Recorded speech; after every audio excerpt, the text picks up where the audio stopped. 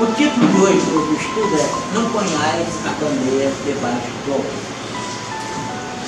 É o que é pôr essa candeia debaixo do alqueire, né?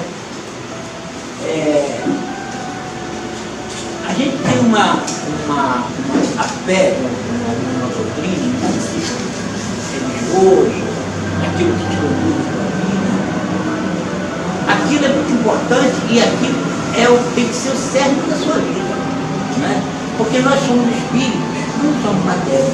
Estamos na matéria, não estamos na matéria. E toda vez que nós falamos da religião, da espiritualidade, diz respeito a nós, espíritos. Então é muito importante que a gente tenha uma base de compreensão muito grande daquilo que a gente professa, daquilo que a gente acredita, não é? E uma coisa que veio solidificar a fé da pessoa foi a razão, né? Porque se você acredita numa coisa, mas a sua razão diz ao contrário, você fica numa situação difícil. Como é que você vai fazer? Eu acredito nisso, mas a razão me leva a acreditar que não é assim. Então você fica naquela situação difícil. E é por isso que aconteceu com a espiritualidade, com o religioso dos homens, foi por isso que aconteceu aquele movimento tão grande, porque no início, por exemplo, no início do cristianismo, a doutrina de Jesus era pregada com tanta força, com tanta coragem, né? A gente vê que no cristianismo primitivo, não existia nada do que a gente vê hoje no cristianismo atual. As pessoas, a coisa era, a simplicidade era tão grande, que as pessoas se reuniam, e dizem que nos templos, nas casas onde era reunido, porque, inclusive, quem leu o Paulo Estevão sabe que fundava uma igreja na casa de uma pessoa. Chegava ali e fundava aquela igreja na casa daquela pessoa. Não tinha aquelas igrejas como vê hoje com templo, aquelas coisas não. Eram residências mesmo, só fundavam um núcleo ali e os cristãos começavam a se reunir naquela casa. Então disse que quando eles se reuniam para fazer as suas reuniões, essas coisas, disse que vinha a voz direta da espiritualidade. Que a gente conhece como a companhia, né? Os espíritos falam diretamente, sem médium, a voz mesmo, começa a falar dentro do coisa. Então, e para isso acontecer, as pessoas têm que estar concentradas e imbuídas no sincero, muito sinceramente, muito compreensiva, muito assim, voltada para aquilo. São pessoas que não têm dúvida daquilo que estão professando, daquilo que estão acreditando. Mas depois, com o tempo, o que aconteceu? Começou a haver mesclagem dentro do cristianismo, começou a ser influenciado por outras religiões, porque tem muitas coisas das outras religiões que entravam no catolicismo, né? Dos ritos mesmo que a gente vê, daquelas cerimônias, aquelas coisas assim. Aquilo é mais de outras religiões, como do budismo, que já foi trazido para dentro do catolicismo, dos hindus. Quem for estudar lá vai ver que muitos daqueles rituais, aquela coisa, foi trazido. Muitas datas que se festejavam festas das divindades pagãs se transformaram em datas para festejar datas religiosas. Por exemplo, diz que o Natal, né? O Natal ninguém sabe realmente o dia que Jesus nasceu. Vou estudar lá, tanto que uma seita, em certos lugares aceita que é em janeiro, outro em dezembro, então não tem aquela data certa. Mas o que aconteceu com essa data? Foi assim, o Império se tornou cristão, mas tornou cristão e aquelas festas continuaram, né? E ele tinha que falar assim, como é que eu vou fazer agora? Nós somos cristãos, mas o pessoal fazem festas pagãs. Vamos fazer o seguinte, vamos pegar essa festa e vamos transformar ela numa festa cristã. Aí aquela festa que era uma festa pagã, aí fala assim, vamos ver, o nascimento de Jesus, por dia 25 é dia de uma festa tal, assim que vai festejar o nascimento de Jesus naquela data. Tanto que, se você for olhar direitinho, se nós formos fazer a festa para Jesus, como é que teria que ser a festa para Jesus?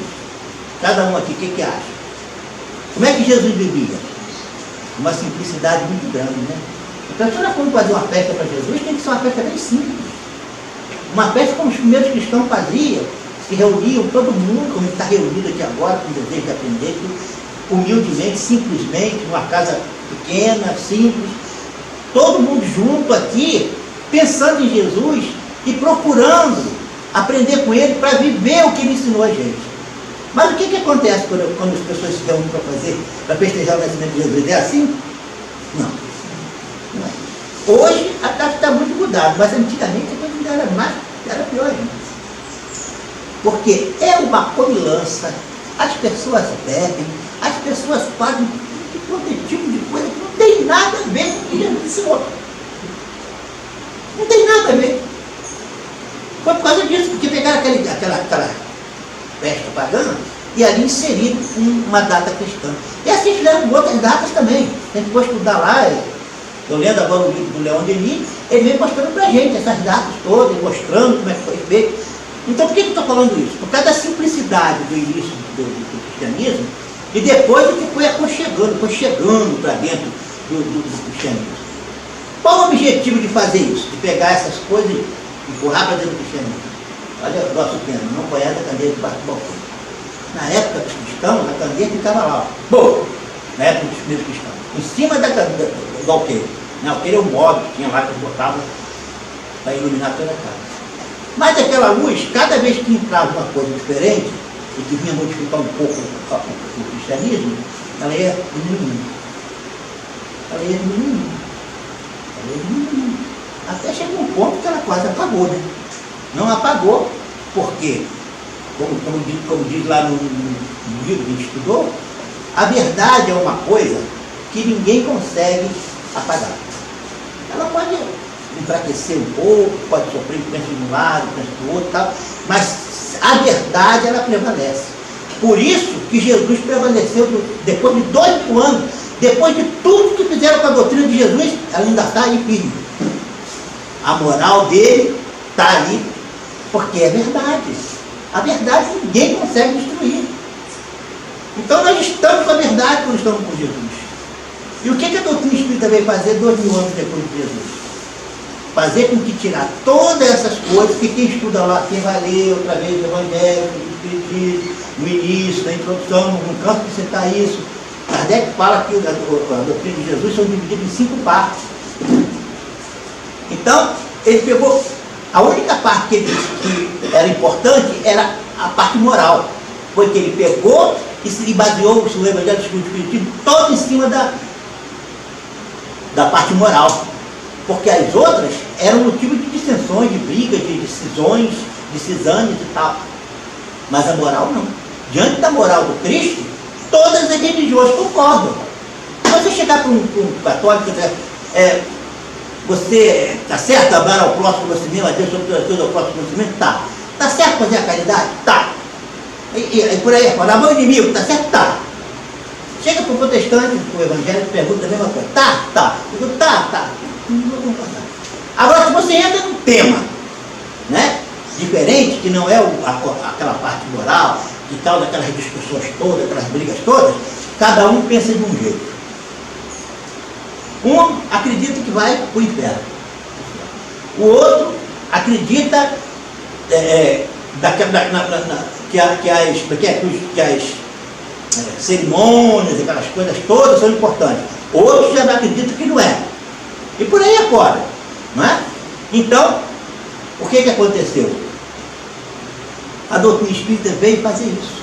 Veio resgatar a doutrina de Jesus. Procurar escoimar, tirar da doutrina de Jesus todas essas coisas que foram enxertadas para que ela pudesse aparecer cristalina novamente.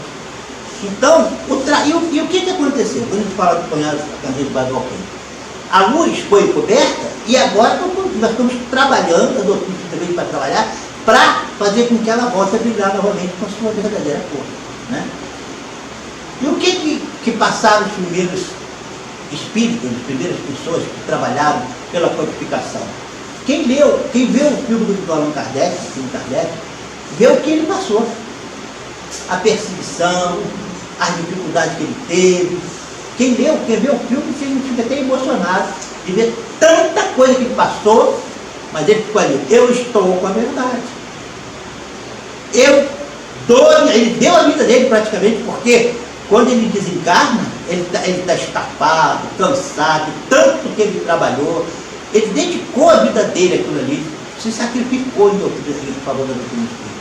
Por quê? Porque ele estava se sacrificando em prol de uma coisa maior, que era a doutrina espírita, e que era o cristianismo redivivo. Vamos falar assim, o espiritismo seria um cristianismo redivivo, né? Na sua pureza. Então ele, sabendo que aquilo ali era verdade, que ele estava certo de que aquilo tinha que ser, ele deu a vida dele, ele se sacrificou. O que ele fez? Ele fez, como a maioria das pessoas acham difícil de fazer, é optar entre as coisas materiais, né? A facilidade da vida, você ter um destaque, ter um nome, depois dele ter um nome importante, porque ele era um cientista, uma pessoa aclamada nas academias, tinha prêmios de livros que ele escreveu, tudo aquilo que ele fez, ele já tinha conquistado tanta coisa. Quando ele entrou para a doutrina espírita, que ele começou a querer, foi codificado a doutrina espírita, recebendo as mensagens codificadas da doutrina espírita, a coisa mudou. O prestígio que ele tinha passou para o outro lado. Ele perdeu completamente, ele teve que lutar com muito esforço para conseguir publicar a doutrina espírita. E ele desistiu? Não. Ele foi até o fim. Ele sabia que estava com a verdade. Ele botou a candeia debaixo do alqueire? Não. Porque aí que está a dificuldade de a pessoa manter a candeia sem alqueire, né, sobre o alqueire, é que muitas das vezes fere interesses nossos. Nós temos que abrir mão de interesses vãos, materiais, porque nós somos cobrados. Muitas das vezes nós estamos com uma determinada ideia, estamos em um determinado grupo, uma discussão, aquela coisa toda, e as pessoas levantam uma ideia. Aí a maioria toda aprova aquela ideia. Mas a sua cabeça, a sua razão, o seu entendimento diz que não é daquela forma. Aí você olha assim, pô, estou numa assembleia de 100 pessoas, 99 está querendo dessa forma, eu não quero. Mas o que eu faço? Será que eu vou ficar sozinho desse 1%? Ou eu, para poder fazer a média com o pessoal, eu também vou concordar? Aí é que está o problema. Você não pode fazer isso, não é? Você tem que falar, não, mas você mesmo, não, mas a forma de pensar. A gente tem que o modo da gente pensar, a ideia da gente, a compreensão da gente, o entendimento da gente, a gente não pode ter barreira nenhuma para que ela possa se manifestar. Mesmo que seja de maiores interesses, a gente não pode. A gente tem que fazer prevalecer nosso entendimento. Para isso que nós temos a razão, não é? E a fé sem a razão, ela acaba, porque quando a pessoa acredita cegamente, por exemplo, a religião te mostra o entendimento da lei de Deus de forma cega, sem raciocínio, né? Você, por exemplo, você é assim e ponto, você não pode discutir, como os dogmas, por exemplo, você não pode discutir os dogmas. É isso aí, ó, fulano falou, decretou que é assim, você vai aceitar que é assim, vai ficar até o fim, então, mesmo que aquilo vá em contra a sua razão, mesmo que aquilo te diz que não pode ser daquela forma, mas você não pode discutir, não pode fazer diferente, tem que ser daquela forma. Então o que acontece? Isso mexeu com o ser humano. No início, foi fácil, porque eles mantinham as pessoas na ignorância, traziam as pessoas dentro de um cabresco ali, controlando e tal. Mas depois, como a lei do progresso é uma lei divina, uma lei universal, o homem veio evoluindo moralmente e cientificamente. O que aconteceu? Chegou um ponto que elas já não estavam aceitando mais. Não, já não aceito mais isso. Aí começou a se rebelar, começou as pessoas se rebelando contra aqueles princípios. Aí começou a crescer o ceticismo, né? Teve uma época da nossa humanidade que as pessoas eram incrédulas mesmo, né? A pessoa não acreditava em Deus, né? Uma quantidade muito grande da população não tinha aquela fé em Deus como tinha no início do movimento cristão. E isso é muito importante para nós, porque nós vivemos numa época em que nós temos que lutar muito para impor as nossas ideias, né? Hoje, quando a gente vai falar sobre o cristianismo, nós às vezes encontramos, como coisa lá, as pessoas que são contrárias à nossa ideia, uma coisa, nos hostilizam muitas das vezes, né? Vem o deboche, quantas vezes a gente é debochado. Eu trabalhei muito tempo numa empresa e as pessoas sabiam que eu era espírita, e muitos faziam brincadeira, outros falavam, não era tanto não, mas fazia, eu passei alguma coisa lá. Aí o que aconteceu? O que acontecia? Essas pessoas faziam isso, mas quando elas estavam com uma certa dificuldade na vida, elas vinham escondidinho, para ninguém ver, me perguntar as coisas. Olha aí o medo, olha a falta de... Olha só, a pessoa não tinha coragem. Entendeu? Por que ela não tinha coragem? Porque tinha outros interesses que ela queria preservar. De não ver ela falando daquele assunto. Ela queria manter o negócio em segredo. Né? Mas vinha, eles iam procurar a coisa, não, eles iam procurar. Então lá no fundo, uma pessoa sabe que o negócio é por ali mesmo. Só que as coisas materiais, a vida material, a vida que a gente vive, é tão difícil para a gente largar isso, né, que a gente não consegue. Então só depois que mas com a razão, com o entendimento, com o estudo, com o passar dos tempos, a própria lei de evolução, a própria lei divina, ela te força, ela te joga nesse caminho. Você vê que a ciência, alguns anos atrás, ela era materialista, né? Por exemplo, médico nenhum falava de Deus. Falasse de Deus com médico, quando eu era criança, então, médicos eram todos eles eram materialistas, né? Os professores de matemática, os cientistas, os biólogos, né? os parapsicólogos, aqueles pessoal que estudava psicologia, das coisas, eles eram tudo materialistas, né? Hoje, já a coisa já está completamente mudada. Foi feita tanta pesquisa, que agora já estou chegando à conclusão de que existe alguma coisa além da matéria. E tem até agora tem um professor de medicina que ele faz palestra na internet, Dr. Luiz Felipe de Oliveira. Ele é professor da USP em São Paulo. Sabe qual é a matéria que ele leciona? Medicina e espiritualidade. Na faculdade. Quando é que a gente ia ver numa faculdade alguém estudar espiritualidade? Obrigatório, né? Agora, foi ontem que eu estava vendo um vídeo de um neurocientista. Ele estava falando do bóson, aquela partícula de Deus, né? Não era neurocientista, era físico. Era um físico. Neurocientista era o outro, neurofisiologista era o outro médico. Então ele era um físico que estudava física quântica. Aí começaram a fazer uma porção de perguntas para ele lá, aquele negócio todo. Ele disse o seguinte, que o homem já foi dividindo a matéria. No início, nós tínhamos o átomo, era indivisível. Que a própria palavra átomo já diz, indivisível, né? Aí depois descobriram que podia dividir o átomo. Aí dentro do átomo tinha o nêutron, os prótons e os elétrons. Aí descobriram que podiam dividir os prótons. Isso é ciência pura, não é coisa não, é ciência.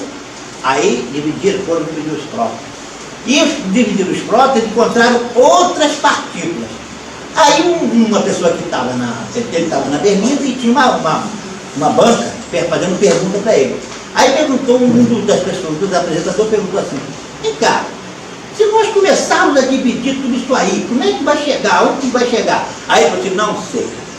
A verdade é que a certeza que a gente tem é que a coisa vai sempre se dividindo.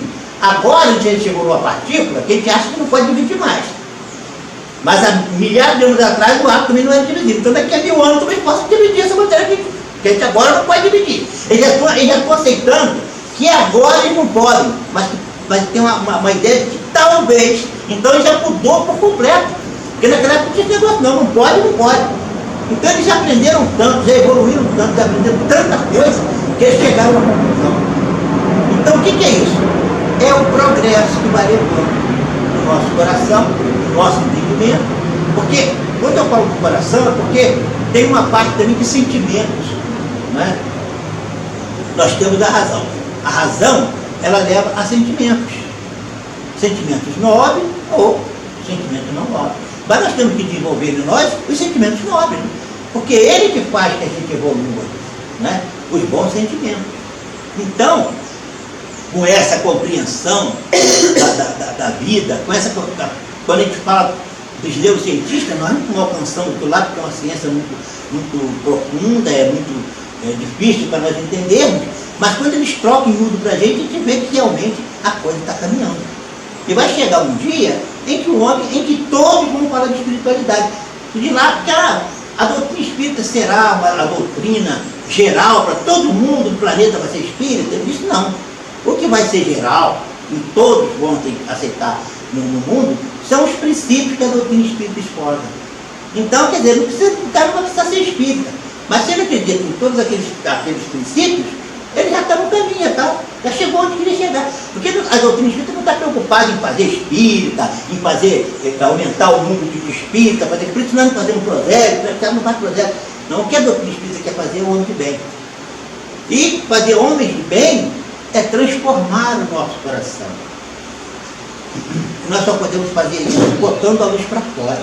Porque se você tem uma luz no seu coração, mas você traz ela trancada ali dentro, o que ela vai iluminar? Nada. E sabe que o nosso coração, o nosso coração, né, ele tem cor, ele tem vibração. Nós emitimos vibrações, então a espiritualidade nos diz, né?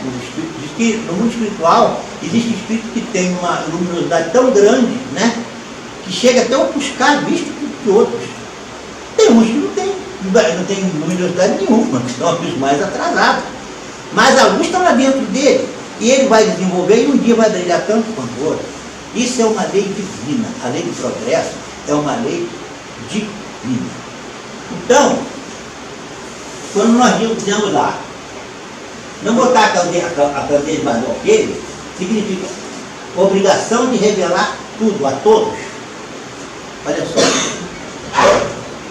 Significa que o ensinamento deve ser proporcional à inteligência do filho. Então, vamos voltar lá na época de Moisés, na época que os judeus viviam como escravos no Egito. No Egito, antes de Moisés, no Egito, né? Aquele povo foi levado para lá, na época, quem conhece a história aqui de José, que era filho de Jacó, que foi entregue pelos irmãos, vendido por uma turba lá, por um grupo de pessoas que estavam passando, e essas pessoas acabaram levando ele para o Egito, e deu aquela história toda, que ele foi preso, decifrou o sonho do faraó, quem conhece a história das vacas magras, vacas boas e tal, acabou se tornando uma grande autoridade do Egito, por ele ter descoberto, decifrado o sonho do faraó, aquele negócio todo e tal. E ele ficou então lá, a família dele descobriu ele, foi para lá, ele foi trazendo o povo dele, acabou que os judeus foram para o Egito. E o José morreu, e aquelas gerações foram sendo renovadas, e eles acabaram como escravos lá no Egito, né? Estavam escravizados lá. Mas chegou uma hora, que aquilo ali estava dentro da programação do povo judeu passar por aqui. Porque o povo judeu naquela época era um povo de pastores. Vocês podem ver que vocês lêem a Bíblia, que fala assim, até o próprio Salmo 23, que é tão famoso do Davi, ele diz assim, o Senhor é meu pastor e nada me faltará. Então eles falam sempre naquela linguagem do pastor, porque eles eram um povo de pastores. Não era um povo muito assim intelectualizado, não, era um povo mais humilde, um povo mais bruto. Um povo sem muita traquejo na coisa, não era um povo. Mas eles já tinham uma coisa que os outros povos não tinham, que era a crença do Deus único. Os outros povos todos eram pagãos, acreditavam em vários deuses, né, aquele negócio todo, mas o povo de Israel acreditava no Deus único. Isso era um avanço da parte espiritual. Espiritualmente, a pessoa que acredita no Deus único, ele está mais avançado do que o outro que acredita no paganismo, né? Então, o que aconteceu? Chegou uma hora que aquele povo, por determinação divina, ele teria que ser liberto do Egito. O que aconteceu na história de Moisés? Vocês já prestaram atenção?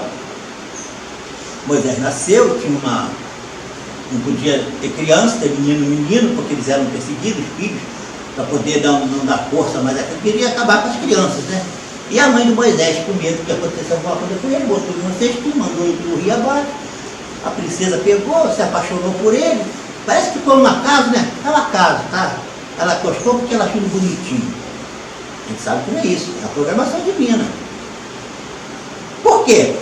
Porque o Moisés ali, como filho da princesa, ele se tornou um príncipe também, uma autoridade no Egito também, com importância. E foi estudar nas grandes escolas do Egito, onde tinha os maiores iniciados, os maiores conhecedores. Olha, ele era de origem de um povo de pastores. Onde que Deus enviou ele? Onde ele podia aprender, onde ele podia desenvolver, onde ele podia ter ciência, ter conhecimento, já estava programado, para depois, com a ele libertar o povo. Então, quer dizer que a coisa já estava sendo programada pela lei divina. E o que acontece? Era preciso que o Moisés tivesse todo esse conhecimento para que a fé dele, porque ele acreditava em Deus único, fosse uma fé mais poderosa, mais forte, para dar condição a ele de ele enfrentar tudo o que ele enfrentou, só acreditando realmente, só tendo a fé como base, né? Só tendo a razão, aliás, como base dessa fé. E ele tinha por causa do conhecimento dele, por causa do estudo que ele teve entre os egípcios. E ele se tornou um iniciado também egípcio. Né? Então já estava tudo programado daquela forma. Então por quê? Porque essa luz precisava ser colocada para fora. Porque na época do Egito, esses conhecimentos dos iniciados, eles sabiam coisas que eles não ensinavam ao povo. Uma doutrina do povo. Por exemplo, as pessoas que estudam a história do Egito, sabem que lá o gato era um animal sagrado. E o íris, aquele pássaro que tinha lá, né? O crocodilo que nadava no rio, eram tudo animais sagrados. E acreditavam também que as pessoas, da metempsicose, que a pessoa podia morrer e nascer como um animal. Eles passavam isso para o povo, mas eles lá dentro, lá no meio deles, eles acreditavam de forma diferente, eles não acreditavam nisso. Isso aí era um meio de fazer frear o povo. Que aí o cara ficava com medo, né? De reencarnar com ele, não fazia as coisas erradas que tinha que fazer. Então era um meio de frear, de dominar o povo, disciplinar o povo aquela doutrina. E o Moisés sabia a verdade, que ele foi iniciado no Egito, então ele sabia de tudo aquilo ali, né? Aquele conhecimento dele foi passado para ele. Quando ele pega aquele povo de pastores, um povo muito simples, né? Aí ele pensou assim, poxa, eu sei tanta coisa que eu aprendi lá no Egito, sobre Deus, sobre a reencarnação, sobre tudo que ele aprendeu, tudo que ele aprendeu. Ele falou assim, como é que eu vou passar para esse povo esse conhecimento agora? Olha, ele com a luz aí, ele tinha que botar essa luz sobre alguém, né? Ele podia ficar escondido lá de baixo. Mas acontece que o povo não tinha condição de entender o que ele queria ensinar. Porque ele era iniciado, o povo era um povo de pastores. O que ele fez? Ele não botou a candeia debaixo do alqueire. Olha ali, ó, a obrigação de revelar tudo a todos, né? Não significa isso. Significa que o ensinamento deve ser proporcional à inteligência de quem se queira instruir. Aí ele pegou todo o conhecimento que ele tinha e adaptou para aquele pessoal na linguagem deles. Aí que ele cria a ideia de Adão, que faz da criação do mundo, daquelas coisas todas. Ele começa a falar numa linguagem mais apropriada para as pessoas. Muitas coisas ele proibiu, por exemplo, ele proibiu que se falasse com os mortos. Aí, por causa disso, a maioria das religiões, diz que é pecado a beberidade. Por que ele fez isso? Por que Moisés proibiu? Porque as pessoas estavam abusando. Quem lê, estuda o Espírito dos Médios, diz lá que um grande erro é você usar a mediunidade para receber dinheiro, para tirar proveito próprio. É um crime perante a lei divina. E o Moisés sabia disso, que ele era iniciado. Aí o que ele fez? Já que esse povo está fazendo tudo errado, eu vou proibir. Pronto, é proibido. Tanto que tem uma parte lá na Bíblia, como quem estudou sabe, em Números, no livro de Números, e diz que tinha 2 rapazes que estavam fazendo profecia. Profecia que eles dizem é aqueles que conversam com mediunidade, né? Então, profeta, chama de médico. Então, aí foram lá correr falando com Moisés. Ó Moisés, a média, esqueci o nome dos dois, um que é Amad e o outro, é o nome de bíblico, é um nome complicado, né? Estão lá profetizando. Aí o Moisés disse, quem dera que todos profetizassem. Ué, mas não é proibido? Mas por quê? Porque eles eram sérios. Eles não faziam profecia em proveito pobre, não faziam testemunha, porque vendia as coisas santas, eles não faziam isso. Então ele só proibia porque as pessoas faziam errado, aquele que fazia certo, ele não proibiu. Porque se fosse uma coisa errada, porque o Moisés, sabe como é que coisa ele era, né? Mandava prender o cara mesmo, ele usava a força dele. Como o pai faz com o filho rebelde, ele fazia com o pessoal dele. Mas ele não liberou, porque ele sabia que ali estava agindo de forma correta, mas naquela forma de entendimento. Utilidade é inteligência. Deus deu inteligência ao homem para compreender. Para que Deus deu inteligência ao homem? Para compreender as coisas da terra e as coisas do céu. Mas nós queremos, a maioria dos homens estão preocupados com as coisas do céu, não só com as coisas da terra. Né? Especial, não colocar a luz sobre o alqueire quando o homem raciocina sobre a sua fé. Então, quando o homem raciocina com a sua fé, ele não põe a candeia debaixo do alqueire. É então que não deve pôr a candeia debaixo do alqueire, visto que sem a luz da razão, desvanece a fé. Sem a razão, a fé fenece, a fé ataca, a fé desvanece, sem a razão. Então a gente precisa ter razão, precisa entender, saber o que o nosso coração e o nosso entendimento está aceitando daquilo. Aceitar só porque os outros falaram que é ou que deixa de ser. Né? A explicação de Kardec, a luz do alqueire, é previdente e sabedoria. Foi o que Moisés fez, né? Foi o que Moisés fez, né? Ele foi previdente, ele foi sábio. Porque ele não podia ensinar tudo que ele tinha aprendido no Egito, ele aprendeu de uma forma mais compreensível para aquele povo. É revelar só o que pode ser recebido, só o que eles podiam aprender. Assim procedeu Jesus e procedem hoje os Espíritos. Por que procedeu Jesus? Se nós formos olhar no Evangelho, a gente vai ver que a doutrina de Jesus ele tinha 2 doutrinas. Uma doutrina que ele ensinava ao povo e outra que era uma doutrina que ele ensinava aos apóstolos dele, ao grupo mais próximo dele. Porque tem uma passagem lá que o apóstolo pergunta a Jesus assim, por que o Senhor fala com ele por parábolas? Parábolas são histórias para ensinar determinadas ideias. Então você quer passar um determinado ensinamento, você cria uma historiazinha e naquela história você lança o fundo moral nela ali e você passa para as pessoas. Mas nem sempre, através de uma história, você consegue pegar o fundo mesmo, a compreensão toda. Às vezes a história fica meio, passa uma ideia, mas não passa ela completa. Aí ele perguntou a Jesus, por que tu ensina eles por parábola? Ele disse, porque eles têm olhos, mas não veem, têm ouvido, mas não escutam, têm boca, mas não falam. Agora, para vocês, eu já falo de forma diferente. Então ele falou que para os apóstolos, porque Jesus falava para os apóstolos uma coisa, ele explicava direitinho, da forma que explicar. Quando chegava no meio do povo, ele falava diferente. Então os apóstolos, poxa, como é que lá o senhor falou daquela forma e aqui só fala dessa? A mesma ideia, mas de uma forma mais simples, sem aprofundar muito e tal. Por quê? Aí Jesus dizia, por causa disso, porque eles veem, mas não enxergam, ouvem, mas não escutam, mas não ouvem, falam, mas não escutam. Então, eu não posso passar para eles a ideia da mesma forma que eu passo para vocês, porque vocês já estão mais preparados, vocês já são espíritos mais velhos, já estão mais em condição de entender essas coisas. Então, dentro da doutrina de Jesus tinha isso, né? Luz sobre o quê? É ocultar a verdade para dominar o povo. Isso é muito importante. Então, esse camarada tem um conhecimento, mas ele deixa ele escondido para poder manter o povo na ignorância, o povo na coisa, para você dominar melhor. Porque quem tem mais conhecimento, ele domina aquele que tem menos. Aí o camarada que isso aí o quê? É um egoísmo, né? Se você sabe as coisas e guarda para você e não passa para os outros, é um egoísmo. E é um crime também, porque você está procurando usar aquilo em proveito próprio e prejudicar as pessoas, porque se você não diz a verdade, você está prejudicando. Nós temos a obrigação de dizer a verdade. É mistério que os exames religiosos proíbem. Isso era muito, né?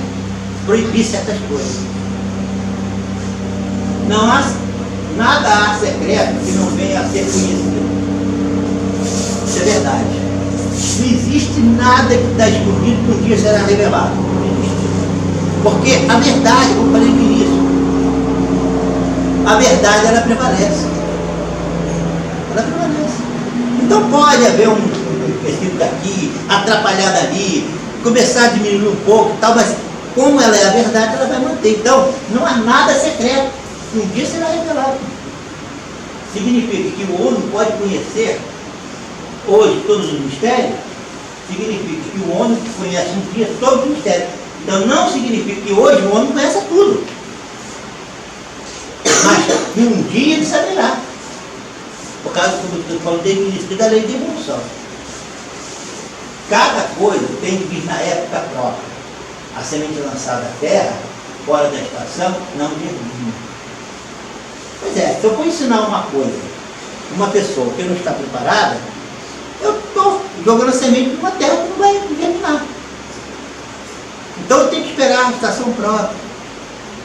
É o exemplo da criança, que ela não começa estudando logo no segundo grau, ela vai para a primeira letra, aprende um pouquinho, vai passando de ano em ano, de 7 em 7, até chegar lá no final, lá no estudo intelectual, do PhD, daqueles homens, né, que chegaram no final do estudo. Então, as coisas têm que vir devagarzinho, que o homem pode conhecer. Então tem que esperar a época certa para a semente germinar. Não vades ter como gentios. Não significa para os apóstolos que desprezam os pagãos. Porque, como eu falei, os apóstolos acreditavam em Deus, que era um povo pequeno, um povo judeu, não era um povo muito grande, né, um povo de pastores e tal. E existiam os pagãos que eram em volta, que acreditavam em vários deuses. Eles já tinham uma evolução espiritual para acreditar em Deus mesmo. Então, quando Jesus fala assim, Jesus chama os apóstolos e fala assim, manda eles pregar, sair para falar do Evangelho, vai anunciar o reino de Deus. Mas não entre na terra dos pagãos. Vai antes as casas, as ovelhas perdidas de Israel. Por que Jesus fez isso? Porque ele não queria que os pagãos conhecessem a doutrina dele? Não. É porque os judeus, as ovelhas da casa de Israel, eles já tinham conhecimento através de Moisés. Já tinham aprendido com os profetas, sobre espiritualidade, sobre coisas. Então estavam mais preparados para receber aquilo que os apóstolos iam falar do que os pagãos. Então o que Jesus fez? Tinha duas terras, uma estava boa para plantar, a outra não. Ele disse, essa aí agora, por enquanto, não planta nela não, planta só nessa aqui. E aquela deixa que um dia vai chegar a vez dela. E era um trabalho muito mais difícil, né? A gente sabe que depois, mais tarde, Paulo de Tarso vai pregar para os pagãos, e a doutrina de Jesus foi espalhada por todo o paganismo, inclusive veio fincar dentro do próprio coração do paganismo, dentro de Roma. Não é? Foi ali se fincar ali a doutrina cristã de Jesus. Não é? Então, quer dizer, porque naquela época, ainda não estava na época, não estava preparado ainda. Agora, por enquanto, não. Lá nas casas das ovelhas perdidas de Israel. Então não é botar alguém também de barroqueiro. É saber, porque ele ia perder tempo, imagina, você não perde tempo. Você vai ensinar uma coisa a uma pessoa que ela não tem condição de entender aquilo, você está perdendo seu tempo. E o tempo é precioso, você, né? Ainda mais com um trabalho desse, de propagar o reino de Deus, falar da doutrina dele, era um tempo que ele podia perder minuto nenhum. Então ele estava sendo inteligente, né? Significa aos apóstolos. Aos pagãos não estavam preparados, os judeus estavam. Significa hoje para os espíritos. Não deve aplicar-se aos incrédulos sistemáticos. Tem pessoas que falam assim, não adianta Eu não creio, você pode me falar o que você quiser, eu acredito nisso aqui, pronto, acabou, então tá bom.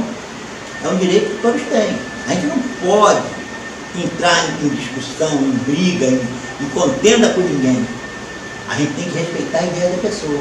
Se a pessoa quiser daquela forma, muito bem.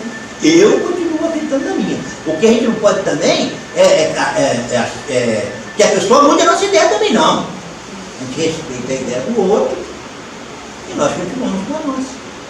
Não é isso? Aos que desejam a luz. O emprego sistemático, né? Aos zombadores obstinados, que zomba, que faz chacota, aos adversários interessados. A pessoa, aquele negócio do interesse. Ele é adversário, não é porque ele não acredita, é porque tem interesse dele que ele acha que é mais importante do que aquilo que ele está querendo. Então ele vai ficar do lado do interesse material. Né? Aplicar-se ao de boa vontade, as pessoas, como diz lá até no Evangelho, né? Bem-aventurado, né? Glória a Deus nas alturas, né? Boa vontade. Então, quer dizer, aos que desejam a luz, aos que querem ver. É a mesma coisa, aos que eles já estão preparados para entender. Deixar tranquilos os outros não é mostrar, não é dar mostra de indiferença, mas de boa política. Chegar-lhes-á a vez quando estiverem dominados pela opinião geral. Então, não aceitou, não acreditou, deixa, um dia vai chegar, ele vai amadurecer e vai entender.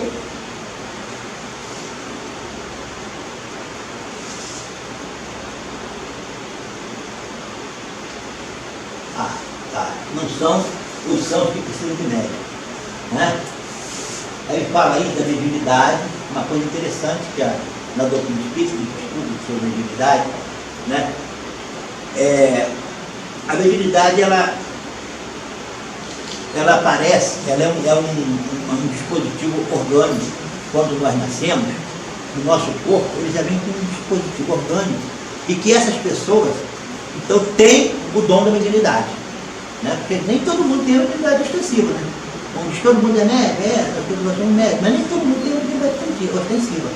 E essa mediunidade ostensiva é um certo ponto também, uma disposição orgânica que nós temos. Tem uma glândula no nosso cérebro, que é a glândula pineal, e que ela apresenta uma característica diferente dos médiums. Né? O médium tem uma característica diferente dessa glândula. E essa glândula já foi provada cientificamente pelos cientistas, pelos estudos que fizeram dela e tal, que ela é a glândula que faz essa comunicação, que abre o canal para que possa haver a comunicação espiritual. Né? Então, o que acontece? Quem é que nasce com esse dispositivo? O médico. Mas é só pessoas sérias, pessoas preparadas, pessoas boas, que nascem com esse dispositivo? Não. Se é um dispositivo orgânico, pode nascer em qualquer pessoa, em qualquer ser. Então, ela vem como uma bênção, como uma ajuda para a pessoa. A pessoa está doente, eu dou o remédio a ela. Ela pode jogar o remédio na lata do lixo, ou pode tomar o remédio e acabou. Então, Deus, quando a pessoa está numa certa dificuldade, o Espírito reencarnou tanto, ele viu tanto, fez tanta coisa que ele precisa se modificar, mas ele não modifica, ele não muda de ideia e tal. Aí chega uma hora que ele é preparado e tal, tem com a mediunidade. O que acontece? A mediunidade, por exemplo, quando você é um psicógrafo, né, e você escreve, a primeira pessoa que lê a mensagem é quem escreve. Diz que o Divaldo uma vez chegou para a dona Diane e falou assim: eu queria que você me desse uma mensagem para mim. Aí ele falou: já tem tanta mensagem para você, mas qual? O livro que você escreve. Ué, mas o livro, não, você está pensando que o livro que você está escrevendo é para os outros, é para você. Você que é o primeiro que tem que estudar esse livro. Depois, então, passa para os outros. Não fica passando para os outros estudar antes, não. Quando você dá uma comunicação, você está falando com a sua boca, o seu ouvido está pertinho. É o primeiro ouvido. Quando você recebe certos conselhos da espiritualidade, certos princípios doutrinários, certas espiritualidade, o primeiro é você que está falando. Então os conselhos que você recebe não é para os outros, é para você. O conselho que a espiritualidade dá. Por isso que ela nasce. Tanto pode nascer no pobre, no rico, no reto ou no vicioso. Até o homem vicioso pode ter a divinidade. Então todos eles estão tendo remédio. Agora o que ele vai fazer com esse remédio? O que ele vai fazer com essa dádiva que Deus está dando a ele? Ele vai se beneficiar com ela ou ele vai dispor dela, né? Não vai aproveitar. O médico que não ouviu os conselhos dos outros, escreve com as próprias mãos, vê com seus próprios olhos e pronuncia com a própria boca a sua condenação. Ele sabia que era daquela forma e não veio. Recebe o conselho da espiritualidade. Vem lá uma explicação da espiritualidade, determinada coisa.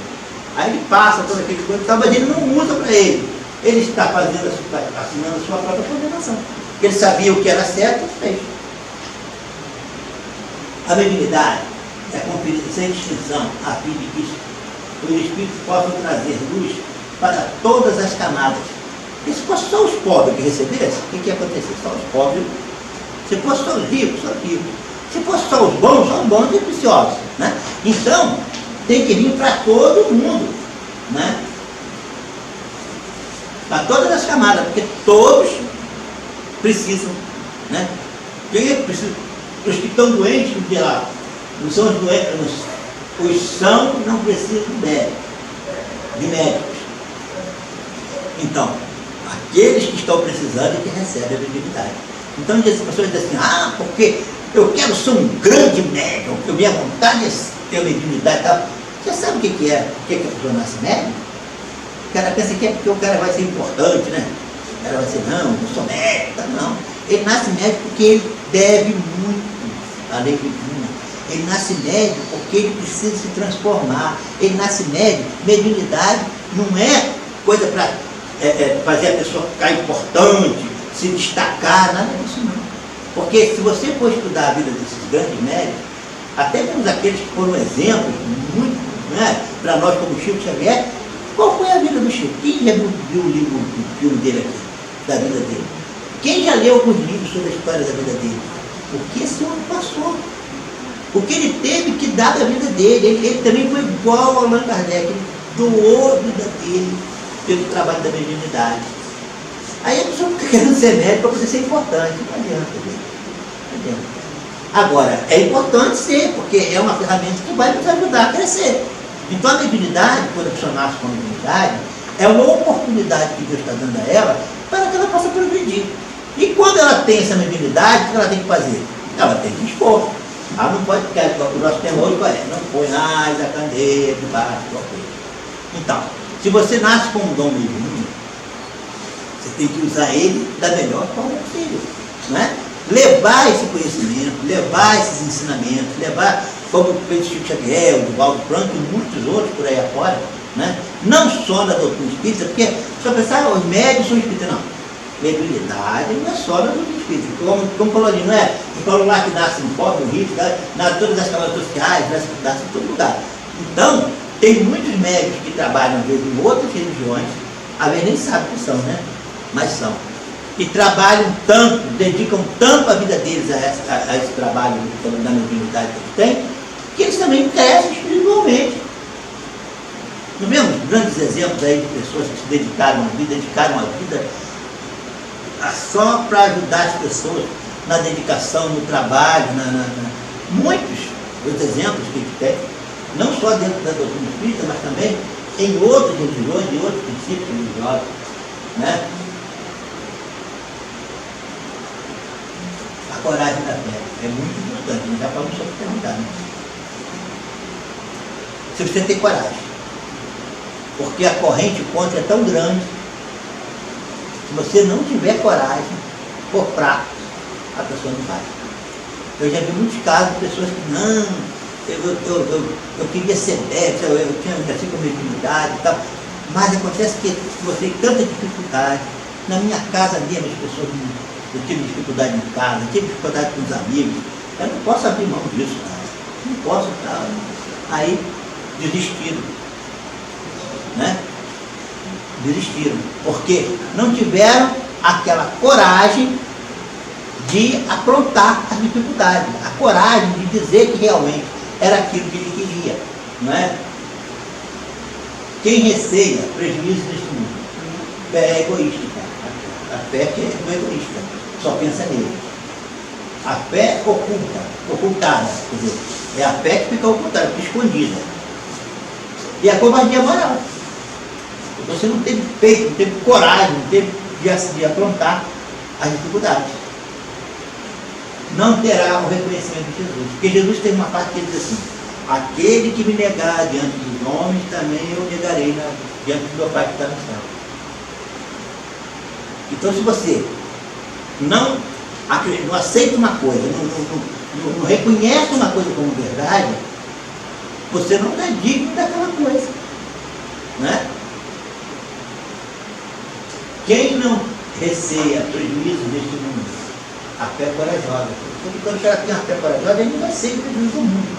Porque ele sabe que as coisas espirituais estão acima das coisas materiais. Trabalha pelo futuro de todos. Né? Não pode ser egoísta.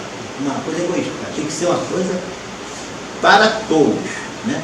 Você não pode usar por exemplo, quando você usa a mediunidade, no caso não está falando, para receber dinheiro, para enriquecer, ele está sendo egoísta. Ele está sendo egoísta. Tem que ser gratuitamente. A gente vê os casos do Chico Xavier, cada história que ele conta lá, que aconteceu da vida dele, são tudo realidade, gente. Foi realidade mesmo, com verdade mesmo, com história verídica daquela história. De uma dedicação ímpar, né? De não cobrar nada. Ele disse que ele escrevia os livros dele e depois, quando ele ia publicar, ele ia lá e doava para a instituição.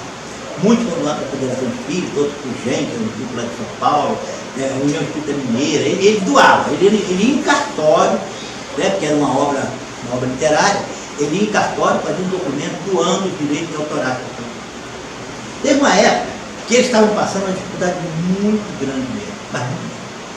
Aí o pai dele falou assim: Chico, você não pode, esse livro aí, quando você escreve, você não pode pegar um dinheirinho aí para com esse tipo de espírito, você não dá para arranjar um dinheirinho, porque a situação nossa está tão difícil, meu filho, não dá para pegar um dinheirinho desse livro. Não posso, pai, não é meu, não foi eu que escrevi, eu fui só o médico, quem é o autor é o espírito, eu não posso. O pai dele não entendia isso de maneira nenhuma, por que ele fazia isso? Era difícil para o pai dele, olha, era o pai dele, mas ele era um espírito e o pai dele outro, né? Ele já estava muito mais evoluído. Quer dizer, aí você, naquela hora, você vê um ente teu ali falando aquilo, uma pessoa que você ama e tal, você tem que falar: não posso. É duro. Você tem que estar muito certo daquilo que você está fazendo. Você tem que ter uma certeza, uma fé, a tua razão tem que ser tão profunda para você fazer isso. E ele passou por todas essas provações, todas essas dificuldades. Ele foi testado de toda forma. Então é muito difícil. Ele fez a mediunidade dele foi o quê? Foi egoísta? Não. Porque os livros dele estão aí, ó. Eu estava falando no início da faculdade, que o médico lá é espírita e dá medicina e espiritualidade na faculdade. Outros livros do Chico Xavier estudados nas faculdades. Os livros foram lá de graça, ele não levou dinheiro nenhum. Está aí a beneficiando a humanidade toda. São traduzidos para outras línguas, levados para os outros conhecimentos, outros continentes, outros países, e as pessoas se beneficiando disso gratuitamente, porque ele não cobrou nada. Então, ele dedicou a habilidade, ele foi realmente um exemplo para todos nós. E é isso que tem que ser a habilidade, né? A coragem da fé também. Ele teve uma coragem que é muito difícil para poder encarar tudo isso. A aplicação, ensino de Jesus e ensino do Espírito. Então, a coragem da fé tanto entra no ensino de Jesus como entra no ensino do Espírito. Quando fala assim, ensino de Jesus e ensino do Espírito, parece que está fazendo coisas diferentes. O ensino de Jesus, não, o ensino do Espírito, eles não são nada mais que o ensino de Jesus. Porque no livro do Espírito, na pergunta 625, Allan Kardec pergunta aos Espíritos: qual o modelo que nós podemos ter para a nossa vida? Aí ele responde: o exemplo é Jesus. Então, se o exemplo é Jesus, que nós somos espíritas, nós somos cristãos, e realmente, então, quer dizer, o ensino espírita é o mesmo ensino de Jesus. Só que o ensino de uma forma mais clara, de uma forma mais esclarecida. Né? Da forma como que está lá no livro sagrado, ainda vem através da alegoria, das parábolas. Já na doutrina espírita ela vem tirada, todas essas coisas foram tiradas, para poder aparecer, como ele falou lá, é o ensino moral, é o cerne da doutrina de Jesus. É isso que a doutrina espírita tem. Então ela é o ensino de Jesus também. Né? Aqueles que houverem a recear e professarem discípulos da verdade, não são dignos de verem admitidos no reino da verdade. É aquilo que eu falei, pô. Se você não aceita uma coisa, você não merece aquilo. Você não está à altura daquilo, você não aceitou, você não está à altura. Aí você não aceita depois, quando vê a coisa assim, mas agora você não pode, agora você não aceitou, você renegou. Tem que começar tudo de novo, tem que começar. Essa é a vantagem do conhecimento da doutrina espírita, que dá para a gente que nós sempre temos a porta aberta para renovar, né? Para recomeçar tudo de novo, através da reencarnação. A gente aprende, nasce para aprender, aí o cara não aprende quase nada. Tem outra oportunidade. Às vezes mais difícil, às vezes o poliquete vai apertando cada vez mais. Mas chega um ponto que o camarada fala assim, bem, não tem outra saída, o jeito é eu fazer o caminho de volta. Aí começa aquelas situações difíceis, aquelas encarnações muito trabalhosas. Mas a pessoa já aprendeu que não pode ser daquela forma, ela luta e consegue. Então esse é o objetivo da doutrina e da reencarnação. A reencarnação é a chave do progresso espiritual.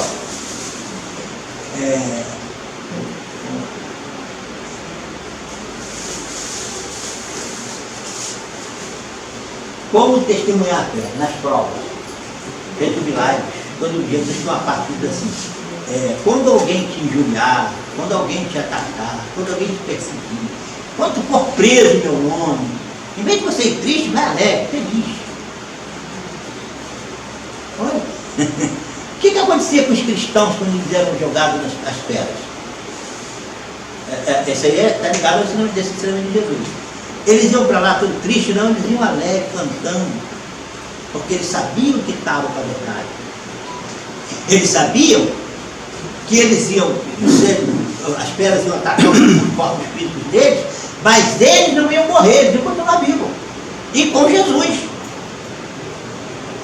Então, eles tinham aquela fé sincera, para testemunhar essa fé. É muito difícil, né? Uma pessoa está sendo perseguida, está sendo injuriada, está sendo prejudicada, ela ainda ficar calada. É a ocasião de provar a sinceridade da nossa fé. Não é? Não procure salvar os bens e a própria vida. Outra coisa que eu digo assim, aquele que quiser salvar a sua vida, perdeu a alma. Aquele que me negar, eu também não o reconhecerei diante do meu Pai. Né? Aquele que está preocupado com a própria vida, que não renuncia à vida material que a gente fala, né? Quando fala, porque tem essa linguagem, a vida e tal, a vida ela é uma só. Né? Nós somos espíritos, fomos criados por Deus, de lá para cá estamos vivendo, até hoje. Só que quando a gente fala de encarnações, uma encarnação, outra encarnação e tal, a pessoa fala assim, a minha vida em outras vidas, eu vivi não sei aonde, eu não sei. Não, eu sempre vivi. O que eu tenho é várias encarnações. Porque quando morre só o corpo, não morre o espírito. O espírito continua vivendo. Eu fui criado por Deus, aí estou vivo. Eu vou lá, aí reencarno, morre meu corpo. Eu continuo vivendo. Aí reencarno outra vez. Aí meu corpo morre. Eu parei de viver, não, continuei vivendo. O que morreu foi os corpos. Foi a matéria. Não é? Então, quer dizer, quando a gente fala ali, ó, não procure salvar os bens ou a própria vida. Quando a gente fala da vida, é das coisas materiais que nós estamos vivendo. Por exemplo, um cristão, por exemplo, fosse levado para o circo. Muitos renegavam. Chegavam lá, não, eu não acredito em Jesus não, tal. Então tá bom, pode ir embora. Você renegou, pode ir. O outro, não, eu acredito sim, então vai falar para as feras te devorar. Ele não estava preocupado com a vida material, com as coisas materiais. Vamos lá, vida, as coisas materiais.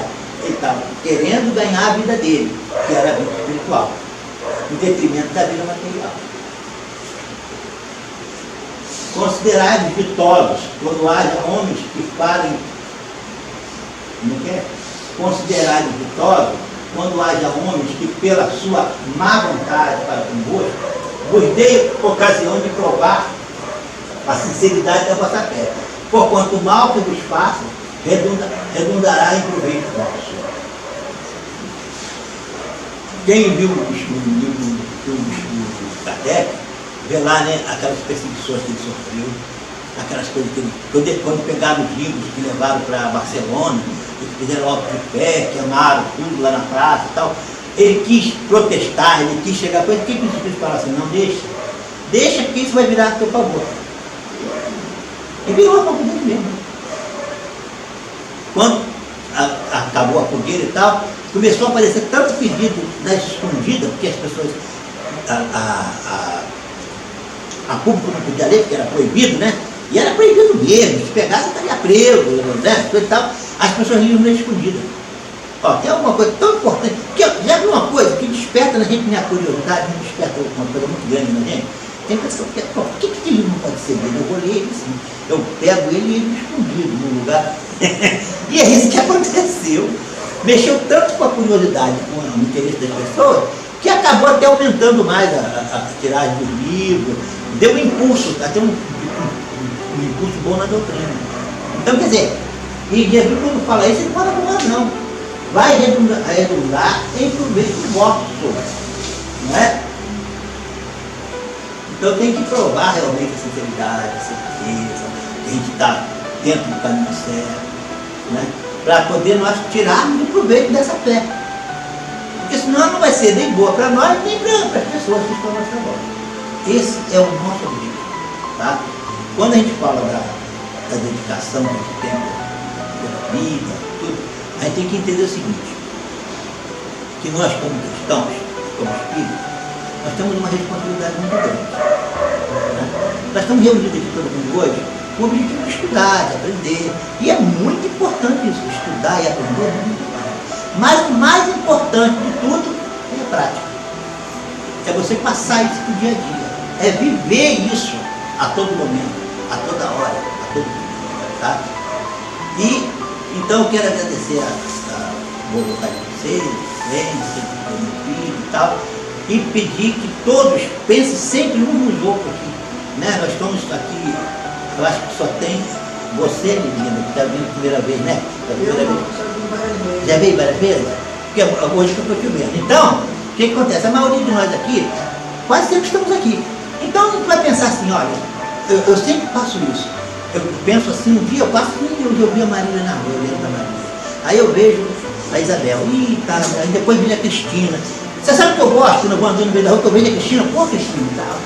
Aí encontro a Ivonete, eu acho bom para o Jorge, a gente encontra o Jorge no meio da rua, a gente encontra assim. É uma alegria tão grande que a gente vê que são pessoas que têm o mesmo ideal que nós. Isso é muito importante, que a gente se junte com o mesmo ideal nosso, para a gente, cada um, dar força ao outro, porque quando você está sozinho, você se sente fragilizado. Agora, se você tem um companheiro do teu lado que tem a mesma ideia, que tem o mesmo princípio, tem comum da mesma ideia e tal, fortalece o laço. Então é muito importante. Aprender é importante? É. Viver é importante? É. Mas a fraternidade, o entendimento também é muito importante. E sempre procurar ajudar um ao outro, né? Quando um estiver na dificuldade, olha, está acontecendo isso, tá bom, vamos ver, tá? Procurar para fortalecer o nosso grupo, né? Só assim nós vamos conseguir vencer. Uma vara sozinha, se você quiser, pô, ela quebra. Mas várias varas juntas é difícil, ninguém quebra, né? Então, agradecer a toda a boa vontade, a paciência de vocês e pedir a Deus que abençoe a todos nós para sempre.